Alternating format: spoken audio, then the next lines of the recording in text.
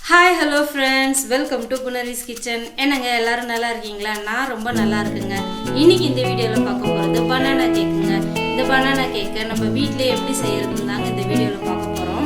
இன்னைக்கு பார்த்தீங்கன்னா நான் 2 டைப்பில் செய்து காமிக்க போகிறேன். ஒன்று பார்த்தீங்கன்னா அவன் இல்லாதவங்களுக்கு நம்ம குக்கர்லேயே எப்படி பேக் பண்ணுறதுன்றதும், ரெண்டாவது பார்த்தீங்கன்னா அவனில் எப்படி பேக் பண்ணுறதும் தாங்க இந்த வீடியோவில் பார்க்க போகிறோம்.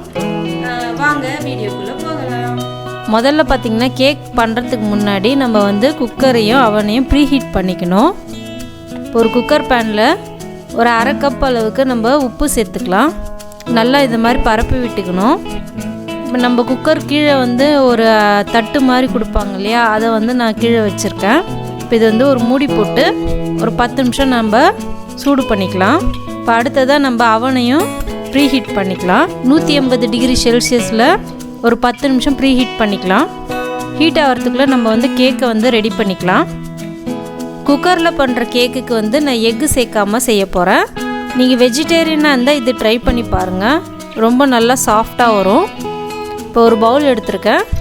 நல்ல பழுத்த பழமாக எடுத்துக்கோங்க, காயாக இருக்கக்கூடாது, நல்லா பழுத்து இருக்கணும். இப்போ 2 பனானாவை நான் எடுத்திருக்கேன். இப்போ இதில் தோலை உரிச்சிட்டு சேர்த்துக்கிறேன். இப்போ இதை ஒரு ஃபோர்க்கை வச்சு நம்ம மசிச்சிக்கலாம். இப்போ இதில் ஒரு 10 கிராம் அளவுக்கு வெண்ணெயை சேர்த்துக்கிறேன். உங்களுக்கு வெண்ணெய் தேவையில்லை அப்படின்னு நினச்சிங்கன்னா ஒரு அரை கப் அளவுக்கு நம்ம சமையலுக்கு யூஸ் பண்ணுற ஆயிலை சேர்த்துக்கோங்க. வாசனை இல்லாத இருக்கணும்.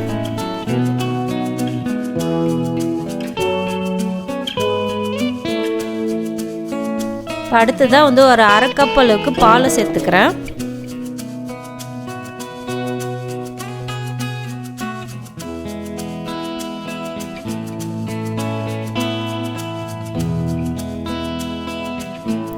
இப்போ வாசனைக்காக ஒரு அரை ஸ்பூன் அளவுக்கு வெண்ணிலா எசன்ஸ் சேர்த்துக்கிறேன்.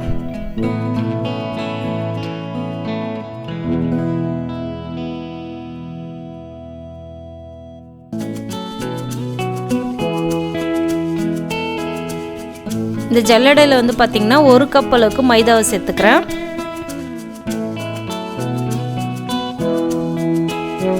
ஒரு ஸ்பூன் பேக்கிங் பவுடர்,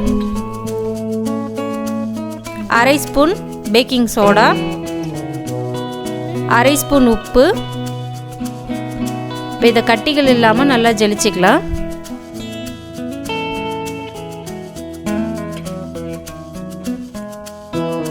இப்போ இது கூட ஒரு அரை கப் அளவுக்கு பொடிச்ச சர்க்கரையை சேர்த்துக்கிறேன்.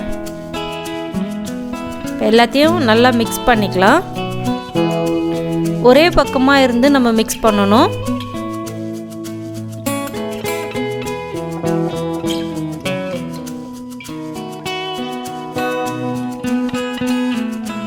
இப்போ ஒரு கப் அளவுக்கு வால்நட்டை சேர்த்துக்கிறேன். இது ஆப்ஷனல் தான், உங்களுக்கு இருந்தால் சேர்த்துக்கோங்க, இல்லைன்னா தேவையில்லை. இதை மிக்ஸ் பண்ணியாச்சு. இப்போ அடுத்ததாக நம்ம மோல்டுக்கு கொஞ்சம் வெண்ணெய் தடவிக்கலாம். அப்போ தான் ஒட்டாமல் வரும்.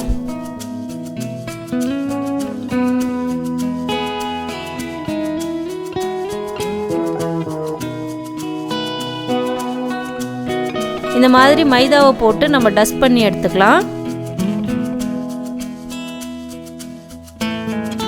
இப்போ இது கீழே ஒரு சின்ன பட்டர் பேப்பரை கட் பண்ணி சேர்த்துக்கிறேன். இப்போ ரெடி பண்ணியிருக்கிற இந்த மாவு இதோடு சேர்த்துக்கலாம். கேக் பேட்டர் பார்த்திங்கன்னா ஒரு பாதி அளவு தான் இருக்கணும். அப்போ தான் கேக் வெந்து வரும்போது நல்லா கரெக்டான அளவில் வரும். இப்போ நல்லா சமப்படுத்தி விட்டுடுங்க. இப்போ இந்த கேக் மோல்டை இந்த மாதிரி தட்டிக்கோங்க. அப்போ தான் கீழே போய் செட் ஆகும். இப்போ அடுத்ததாக அவனுக்குள்ளே வைக்கிறதுக்கு நம்ம கேக் மாவை ரெடி பண்ணிக்கலாம். இப்போ ஒரு 10 கிராம் அளவுக்கு வெண்ணெயை சேர்த்துக்கிறேன். இப்போ இதில் ஒரு அரை கப் அளவுக்கு பொடிச்ச சர்க்கரையை சேர்த்துக்கிறேன். இப்போ நல்லா இதை மிக்ஸ் பண்ணிக்கலாம். இப்போ 2 வாழைப்பழத்தை நல்லா மசிச்சுக்கலாம்.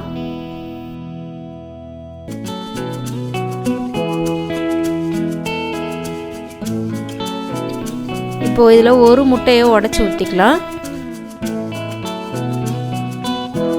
இப்போ இதோட நல்லா மிக்ஸ் பண்ணிக்கலாம்.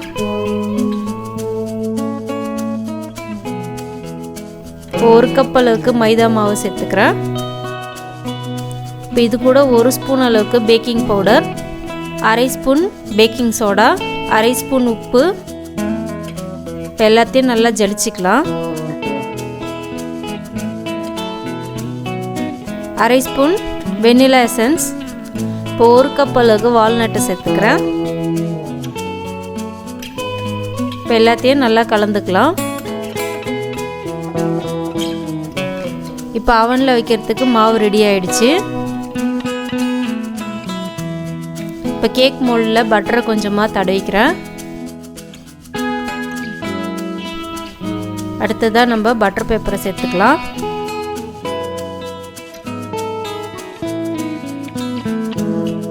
இப்போ ரெடி பண்ணியிருக்க இந்த மாவை இந்த கேக் மோல்டில் சேர்த்துக்கலாம்.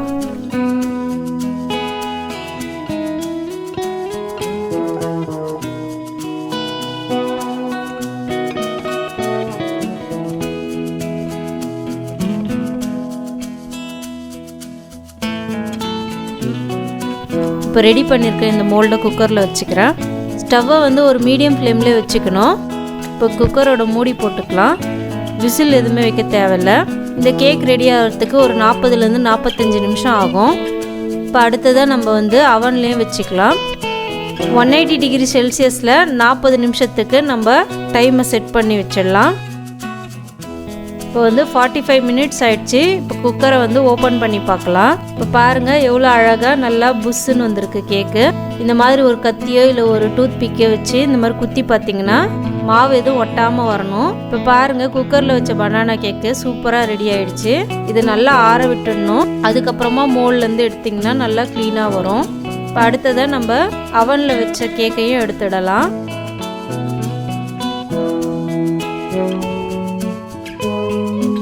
பாருங்கள் எவ்வளோ சாஃப்டாக சூப்பராக வந்திருக்குன்னு. அவன் இருக்கணும்னு அவசியம் இல்லை, குக்கர்லேயே வச்சு நம்ம சூப்பராக கேக்கை வந்து ரெடி பண்ணிடலாம். இது பார்த்திங்கன்னா அவனில் வச்சது, இதுவும் நல்லா சாஃப்டாக வந்திருக்கு.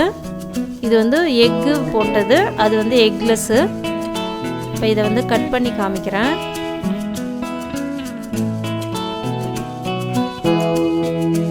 இது வந்து அவனில் பண்ணது. பாருங்கள் எவ்வளோ சாஃப்டாக இருக்குன்னு.